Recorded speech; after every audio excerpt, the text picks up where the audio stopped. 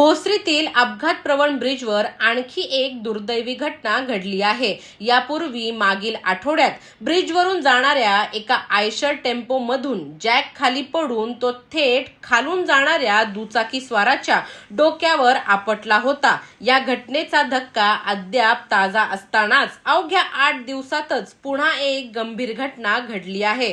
दिनांक 21 ऑगस्ट रोजी रात्री 10:30च्या सुमारास भोसरी ब्रिजवरून एक दुचाकीस्वार जात असताना त्याचा अपघाती मृत्यू झाला। या ठिकाणी सतत अपघात होत असतानाही वाहतूक विभाग आणि स्थानिक पोलीस प्रशासनाचे याकडे गंभीर दुर्लक्ष झाल्याचे दिसून येते।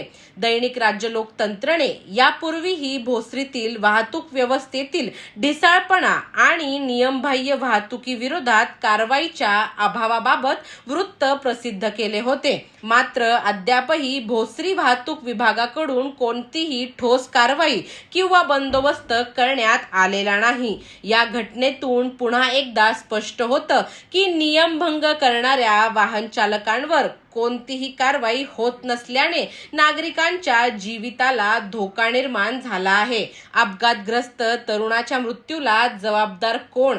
भोसरी वाहतूक विभाग नेमकं करतंय तरी काय? ना योग्य बंदोबस्त ना नियमित तपासणी। अशा परिस्थितीत सामान्य नागरिकांचे प्राण संकटात सापडत आहेत।